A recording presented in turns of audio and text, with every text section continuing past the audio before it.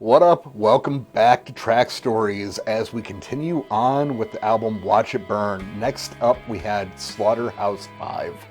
So, this one had a lot of conceptual ideas as far as the development of what we thought this song should be. The part where it kind of fell short was we had a lot of ideas of what we thought it should be and how we thought we should achieve it, but none of us were really trying out those ideas until we were in the moment and then kind of fumbling over ourselves trying to actually execute the idea that we had discussed with everybody else, and rightfully so. Everybody else was kind of already anticipating and expecting that whatever idea you were talking about, you had kind of already figured it out and you were at least ready to present it, not necessarily flawlessly, but still present it in a cohesive and coherent way.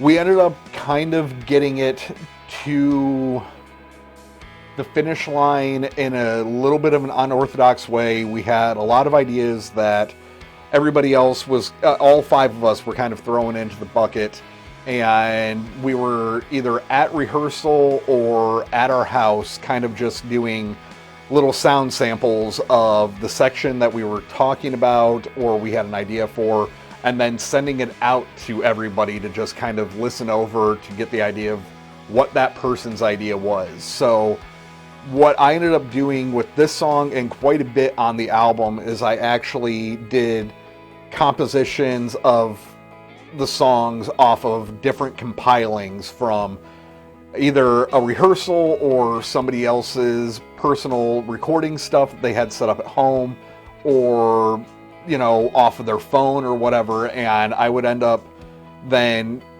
going off of the ideas that we had all discussed. Then I would take a certain riff or a certain vocal line or something like that, and I would then put it into the song structuring that we had all discussed would be potentially the best idea. And then we would start to move pieces around little by little, of maybe we want to shorten that verse, or we want 3 verses instead of 2 verses, or do we want to possibly do another chorus here.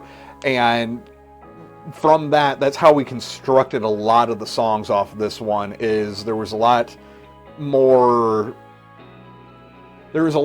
freedom that way, because we weren't all being stuck to where we only had the opportunity to try out ideas while we were at the rehearsal space. But it also made it a little more disjointed, because we had, previous to this, always had a very cohesive writing style to where it was 4 or 5 of us usually in the room after that initial idea had gotten developed, like really pushing out all the different ways it potentially could go. So this one was kind of the start of that writing process, though, of sending all the little ideas over through different files and then doing compositional compilings, and then sending those out to all of the guys to actually get input or 2 cents of adjustments and all that stuff. So Slaughterhouse 5, though, the name of the song, funny enough, it came as a suggestion from Brandon due to a Seinfeld skit. So I know there's a lot of other different Slaughterhouse 5 references that exist out there in the world and everything. This one was in reference to the Seinfeld skit, though. So anyway, that's kind of some of the backstory about the rest of the stuff going forward on the album, so I won't recap a lot of that on the rest of the tracks. So if I just say that this was one of the composite tracks, you'll know what I was talking about. So anyway, we will catch you in the next one.